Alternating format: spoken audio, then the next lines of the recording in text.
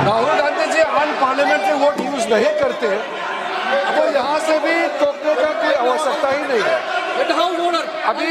अभी जो शब्द मैं ये मानता हूँ कि राहुल गांधी बहुत तरीके से ऐसा शब्द यूज कर रहे हैं, वो एक स्टूडेंट के नाम से ऐसा शब्द का इस्तेमाल कर रहे हैं।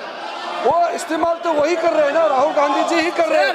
वो नाम ले रहा है स्टूडेंट का, स्टूडेंट का नाम नहीं बोल रहे हैं, लेकिन स्टूडेंट का नाम से इन्होंने जो शब्द यूज किया है वो अनपार्लियामेंट्री वर्ड है, और जो अनपार्लियामेंट्री वर्ड है उसका इस्तेमाल नहीं कर सकते हैं और उसको हटा देना चाहिए। और बार बार एक ही शब्द को एक छात्र का नाम से बार बार इस्तेमाल कर रहे हैं सर, वो नहीं होना चाहिए, वो गलत इस्तेमाल किया। आपके लिए नहीं इस्तेमाल किया, शब्द रूल बुक है ना सर, ये रूल बुक में अनपार्लियामेंट्री एक्सप्रेशंस का किताब आप भी चाहिए, और आपने जो शब्द इस्तेमाल किया वो अनपार्लियामेंट्री वर्ड है। मैं नहीं कह रहा हूँ, rule book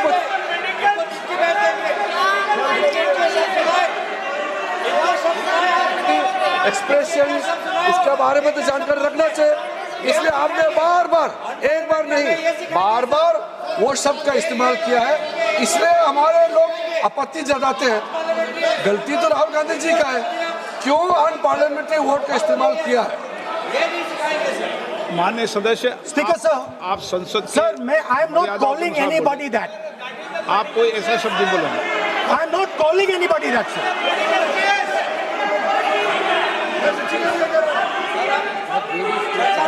Doesn't matter, it's gone now.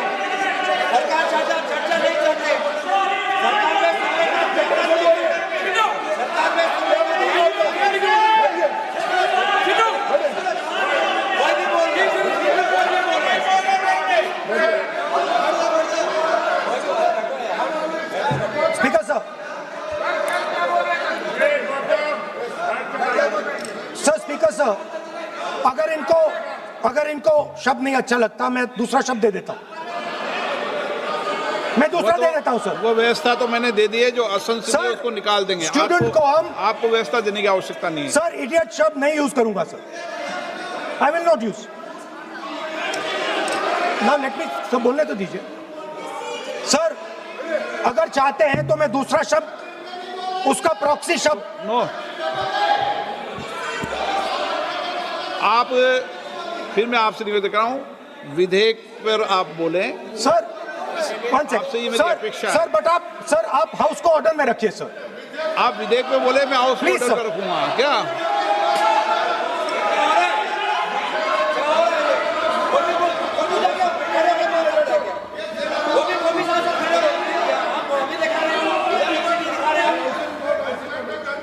So Speaker sir, so I defined this young lady, gave me a beautiful framework, 3 categories of people.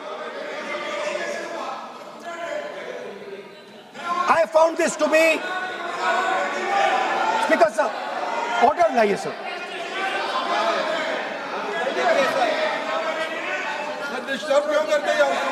You are not allowing that. Let me speak.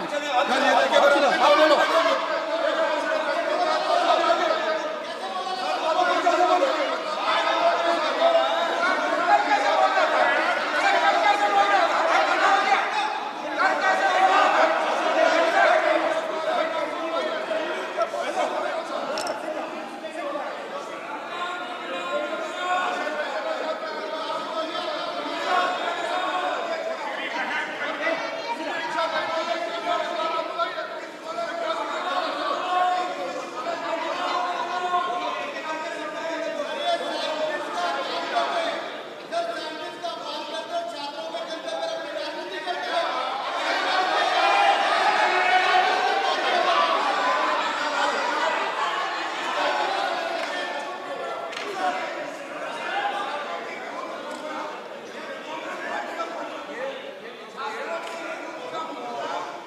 बस राहुल जी को सम्मान देते हैं हम, इज्जत से हम फिर से कहना चाहते हैं, आपने अनपार्लियामेंट्री वर्ड का इस्तेमाल किया, इसलिए हमारे यहाँ लोग उत्तेजित हुए हैं, अपने आप में तो नहीं हुए।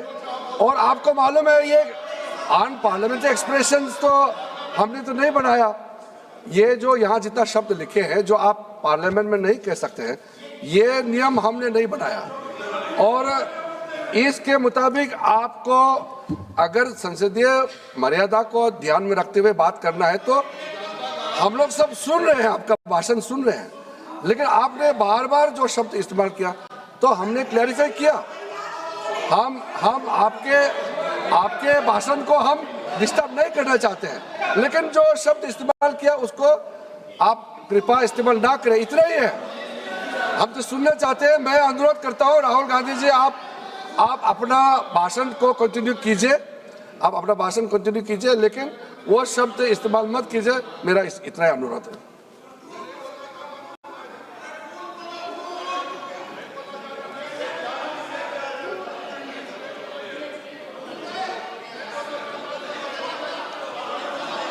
नहीं बोलना चाहते तो आगे बढ़ते हैं सर। आप नहीं बोलना चाहते माननीय नेता? हाँ, माननीय संसदीय कार्य मंत्री ने आपसे आग्रह कर दिया है कि आप असंसदीय शब्दों का उपयोग न करें, सदन में बोले, कोई आपत्ति नहीं बोले आप।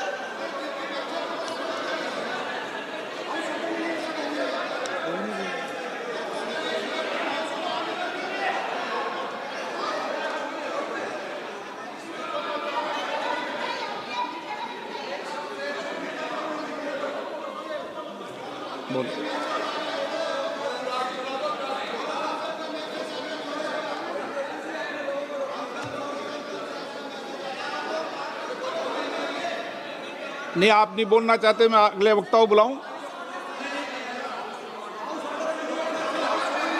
हाउस ऑर्डर में आप बोलिए।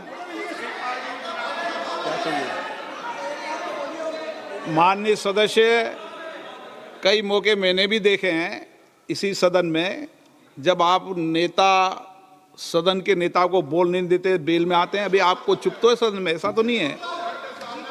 आज तो आप कर रहे हैं, ऐसा माहौल मैंने पहले भी देखा है। देखिए सर,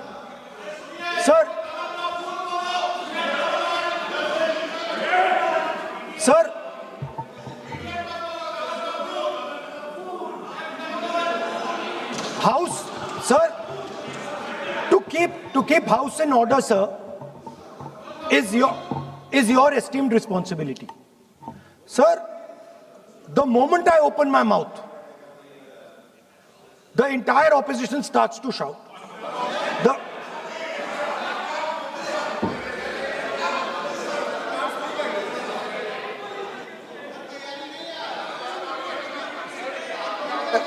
मैं फिर से कहता हूं राहुल गांधी जी, आप इस तरीके से हमारा अच्छा एक डिबेट जो चल रहा है, आप लीडर ऑफ अपोजिशन है और आप ऐसे परिस्थिति खड़ा मत कीजिए।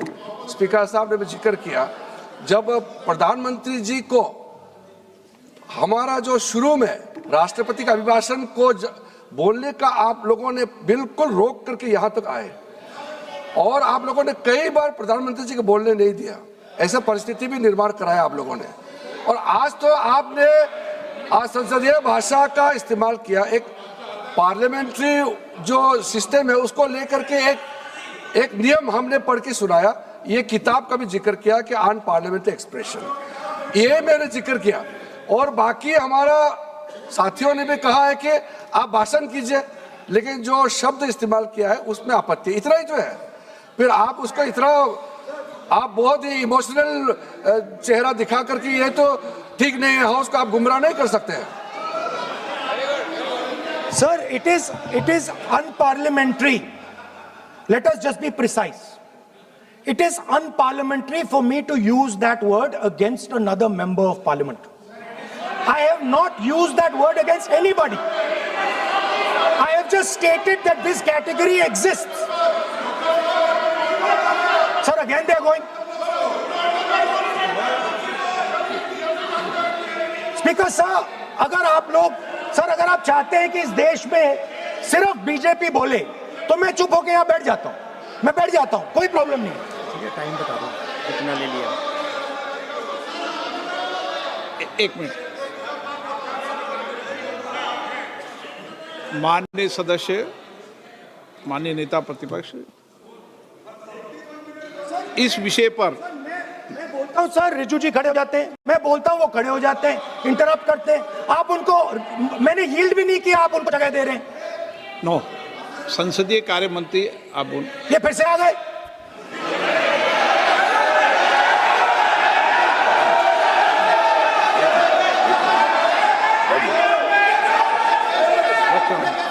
रक्षा मंत्री जी बोलना क्या?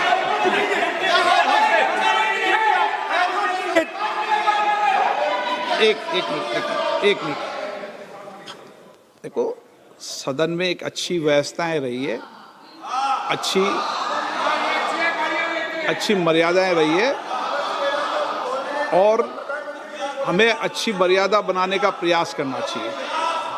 जो सदन में मर्यादा तर्क से बोलता है, देश भी सुनता है और सम्मान भी करता है। मेरी ये अपेक्षा रहती है कि सदन के अंदर शब्दों का चयन ऐसा हो जो संसदीय मर्यादाओं के अनुरूप हो और हमारी चर्चा उच्च कोटि की हो, ये मेरी अपेक्षा रहती है।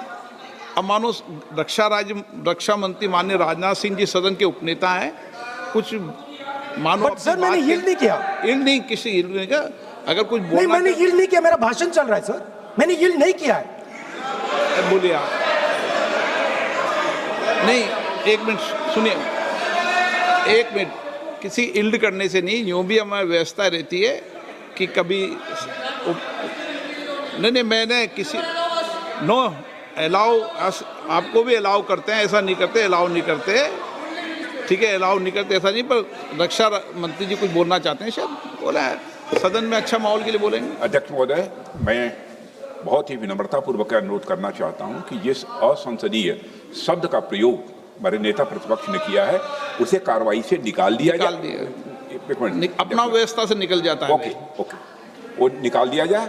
और मैं आप सभी से ये अपील अपने पक्ष से करना चाहता हूं कि इस समय आप शांत रहिए, उनकी बात सुनिए। हाँ, आप बोलिए।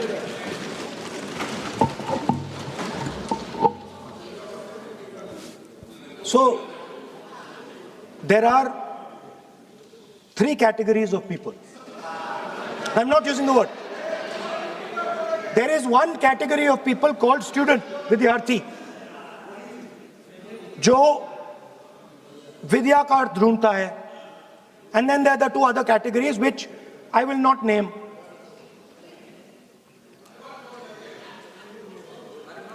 But these categories have natures. So the student is never scared of the truth. He loves the truth, goes towards the truth. Student never uses force against somebody else because he knows that that person's truth is different than my truth. The other category, they do not like the truth. They need an image. They need force. They need violence. Superficially, it looks that our students were upset because of exams. They were upset because of the education system. They were upset because they have to study hours and hours and hours, and then paper leaks. Some rich boy or girl pays 30-40 lakh rupees, gets the paper, gets the job, and जो middle class का गरीब student है, ईमानदार है, वो bypass हो जाता है. So they are upset because of these things. And our system is terrible. It's terrible, it's cruel. Lakhs and lakhs of rupees are taken from the poorest people. Everything has been privatized. Paper leaks. In one exam, something happens. In another exam, something else happens. Some people are allowed re-exam, some people are not allowed re-exam. Rampant privatization means private companies are checking exams, wrong papers are going. It's a brutal, terrible system. It's an extortion system. I said it in my meetings.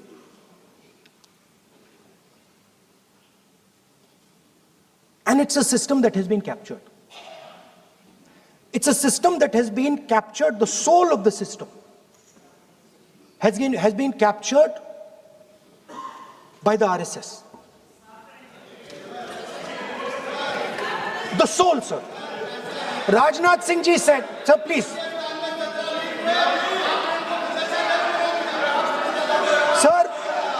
Sir, Rajnath Singh ji said, that we are not the UPA. Our ministers never resign. He's right. What has happened here? The resignation of Mr. Dharmendra Pradhan, that's a superficial thing. Because Dharmendra Pradhan never ran the education ministry. Never. The man and the organization that runs the education ministry is called the RSS. And the man who runs it is an OSD sitting in the minister's office. So, what the students are really irritated about is that they are not allowed to be students in India. They are not allowed to follow their passion. They're not allowed to say what they want. They're not allowed to ask the questions that they want. They have to buy this nonsensical history that the RSS fantasizes about. They have to buy this structure. Every single university in India, the students should know this, and I'm saying this for them.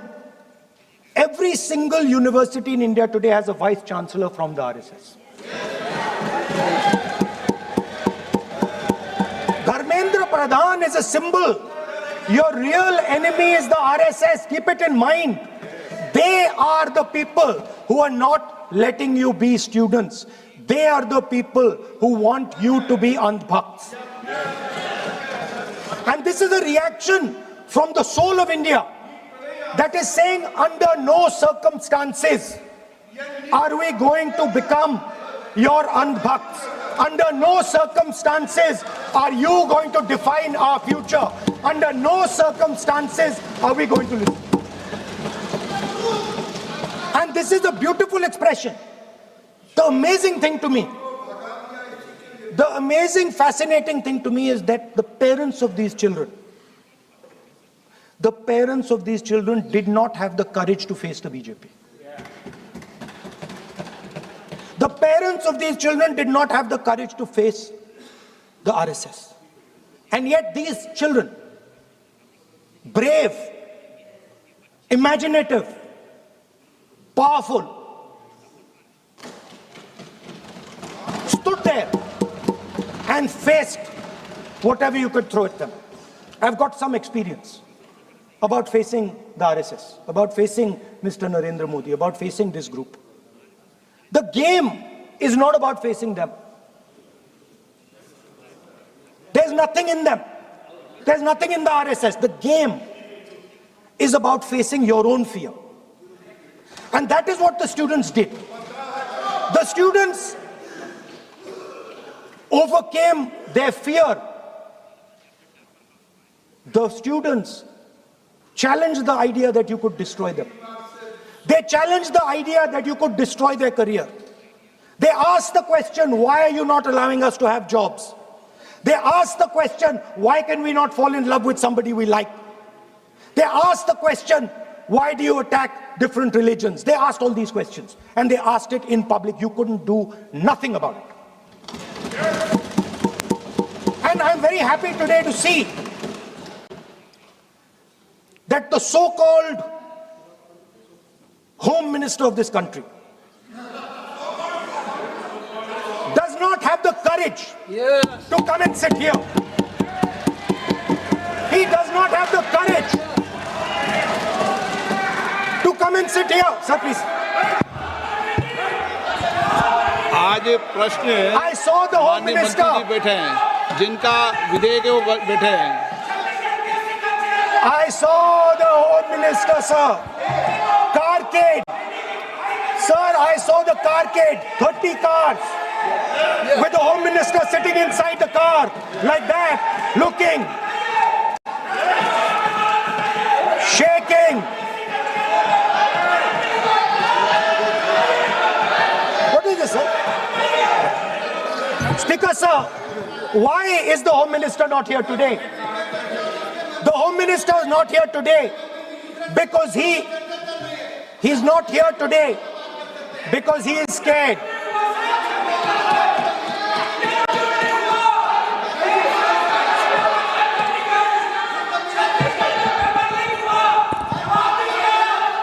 He is the Home Minister, sir.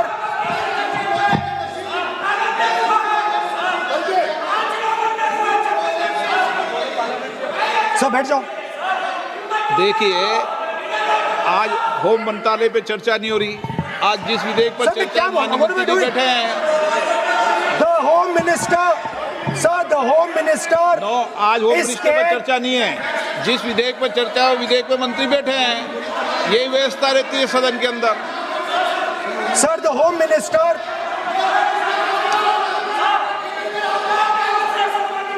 Sir, the Home Minister authorized the shooting of our students, sir. He put pellets into the blood of our students. He ordered the students of India to be shot. क्या बोल रहे हैं? Sir, ये आप सोचिए, आप कितना गलत बात बोल रहे हैं। आप कल्पना कर सकते हैं, आप बिना सोच समझ करके जो इस्तेमाल कर रहे हैं, और किसने फायरिंग का ऑर्डर दिया, What is going on? कैसे बोल सकते हैं आप? कितना गलत बात करते हैं, ऐसा मत बोलिए। राहुल गांधी जी, आप नेता प्रतिपक्ष हैं, गंभीरता से बात बोलना चाहिए। आप बिना तर्क करके यहाँ ऐसा बात करते हैं, ये ठीक नहीं है सर। अभी तुरंत आप किस बेसिस पे ये बयान दिया है? किस बेसिस पे आपने ये बयान दिया, बताइए।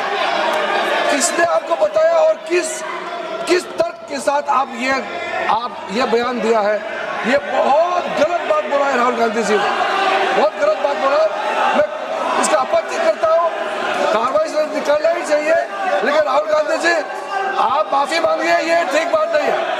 आप ऐसे नहीं बोल सकते, गलत बात बोला है। कैसे आप गृहमंत्री जी को इतना बड़ा आरोप कैसे लगा सकते हैं? ठीक नहीं है, बहुत गलत बात बोला है। अब गोली चलाना ये कोई छोटा मोटा चीज नहीं है। ये तो देखिए कितना गलत बात बोला अध्यक्ष, ऐसा तो नहीं बोल सकते। How can he say that somebody ordered firing? You can make statement outside in the house.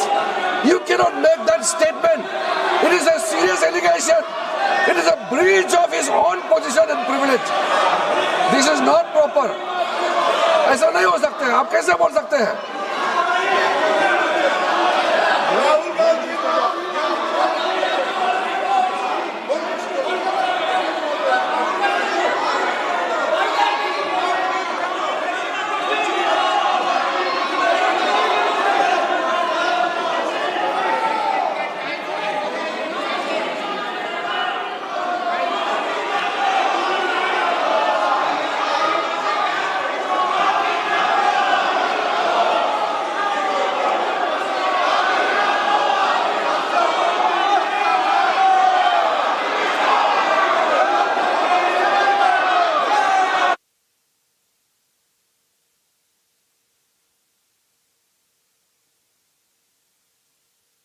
ओळख झालेला आहे।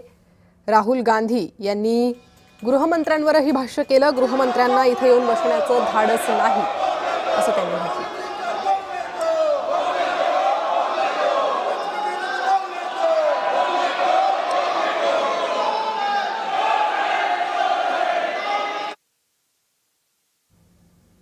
गृहमंत्र्यांबाबत अशी भाषा वापरणं योग्य नाही असं रिजिजू यांनी म्हटलं। राहुल गांधींनी माफी मागावी अशी मागणी संसदीय मंत्री किरण रिजिजू यांनी केलेली आहे.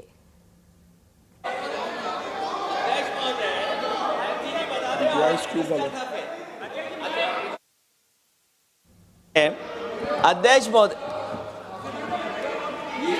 नहीं अध्यक्ष महोदय, नहीं अध्यक्ष महोदय, अध्यक्ष महोदय, अगर नेता प्रतिपक्ष ने कोई गंभीर आरोप लगाया सरकार पे, तो ये सरकार की जिम्मेदारी बनती है कि किसके ऑर्डर पे पुलिस ने बच्चों पर, छात्रों पर, युवाओं पर इस तरह का व्यवहार किया है. ये सही बात नहीं अध्यक्ष महोदय, ये अगर गृह मंत्री जी का नहीं है. अखिलेश जी, आप जो बता रहे हो अलग बात है. राहुल जी ने ये नहीं कहा, उन्होंने सीधा नाम लेके कहा. इंक्वायरी का बात नहीं मांगा. राहुल गांधी जी ने इंक्वायरी का बात नहीं किया, उन्होंने सीधा नाम लेकर के फायरिंग ऑर्डर का बात किया. कैसे बात कर सकते हैं आप? ये आप समझते हैं कितना गंभीर आरोप है? आप अगर इंक्वायरी का मांग करता है या वो ठीक है, हम मानते हैं. अखिलेश जी, अरे अखिलेश जी, आप जो कह रहे हैं वो अलग है. राहुल गांधी जी ने जो बात कहा बिल्कुल अलग बोला है. एक ही नहीं, ये गलत बात. आपको राहुल जी, आपको देखिए, ये बहुत सीरियस है. आपको माफी मांगना होगा, या तो आप खेद प्रकट कीजिए, अपना शब्द को वापस लीजिए. आपने बहुत गंभीर झूठा आरोप लगाया है, ये बहुत गंभीर है, ऐसा मत कीजिए. आपका शब्द बहुत गलत बात है. देखिए माननीय प्रतिपक्ष के नेता, मेरा आपसे आग्रह है, एक मिनट, आप विधेयक के बोलो और आप कोई भी तथ्य, कोई भी बात कहें तो आप खुद इंक्वायरी कर खुद निर्णय की स्थिति में नहीं बने. ये आप विषय कह सकते हैं कि इस लाठीचार्ज की इंक्वायरी होना चाहिए, लेकिन आप किसी व्यक्ति विशेष, अखिलेश जी ने भी कहा, आप इंक्वायरी की बात कर सकते हैं, लेकिन आप कहें कि नाम लेकर किसी का कहें, ये उचित नहीं है. Speaker, ये sir, उचित नहीं है, सदन की गरिमा के अनुकूल when, नहीं है. sir,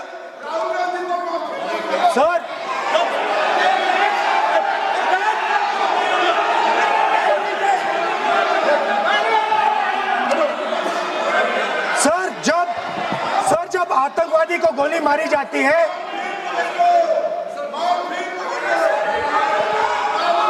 ये हम बहुत एक गंभीर स्थिति में आए हैं. हम तो शुरू से कहा, और हमारा रक्षा मंत्री ने भी अपील किया, यहाँ शांति सुनना चाहते हैं. लेकिन आप ये बताइए कि आप जो गृह मंत्री जी के नाम को लेकर के, आप गृह मंत्री जी के नाम को लेकर के आपने जो शब्द इस्तेमाल किया, जो आपने वक्तव्य दिया, इस बेसिस पे आपने कहा है, आप प्रूफ दिखाओ. आपको माफी मांगना होगा सर. ये इसको हम हल्के में नहीं ले सकते, नहीं तो कल को कोई भी मेंबर उठ के कुछ भी बोलेगा. अभी मैं कहूंगा कि राहुल गांधी जी ने किसी को मर्डर किया है, बोल सकते हैं क्या? नहीं, ये सर, ये ठीक बात नहीं है. आप कैसा आपको ये पता चला और किस बेसिस पे बोल रहे हैं? आप पहले उसका ब्यौरा देना चाहिए, आप माफी मांगना चाहिए. ऐसा नहीं चलेगा, ऐसा नहीं चल सकता है. बहुत गंभीर मामला है, इसको हम हल्के में नहीं ले सकते. तो क्या हम ऐसा कह दें कि राहुल गांधी जी ने किसी का मर्डर किया? हम बोल सकते हैं क्या बिना मतलब का? कैसे बोल सकते हैं आप? ऐसा नहीं होता है सर. यहाँ जिम्मेदारी का साथ बोलना होता है और तर्क देना होता है. आपने स्टेटमेंट दे दिया है, लेकिन आप बताना पड़ेगा कि किस बेसिस पे आपने स्टेटमेंट दिया है. और आप माफी मांगेगा तो हम सोचा जाएगा. ऐसा सदन नहीं चल सकता है. यह गंभीर मामला है. ये ऐसा बिल्कुल. आप राहुल गांधी से माफी मांगे, या तो बताए क्यों बोले, कैसे बोला है. आप कैसे बोल सकते हैं? माफी मांगिए, ऐसा नहीं चल सकता है. अध्यक्ष चल सकता है सदन, ऐसा नहीं चल सकता. ये नहीं होगा. हम इस सदन को इस तरीके के बिना मतलब, बिना तर्क का, देश के जिम्मेदार एक व्यक्ति के ऊपर में ऐसा आरोप हम कतई लगाने पे हम मंजूर नहीं दे सकते हैं. नहीं होगा. आपको माफी मांगना होगा, नहीं तो ऐसा बहस नहीं हो सकता है. ये ठीक नहीं है सर. वो माफी मांगेगा या तो बताओ क्यों, कैसे उसको पता चला है और किस बेसिस पे बोला है। ऐसा नहीं होगा। बोलो सर। नहीं बोलिए आप, स्पीकर लेकिन सर, द यूज, मैं बोल सकता हूं सर प्लीज? मेरा मानना ये है कि आपने जो तथ्य किए हैं उन तथ्यों में जब तक कोई पुख्ता सबूत नहीं हो आपके पास, कोई इंक्वायरी कमीशन किसी रिपोर्ट नहीं हो, ऐसे शब्द कार्रवाई में नहीं जाना चाहिए। बोलने तो दीजिए।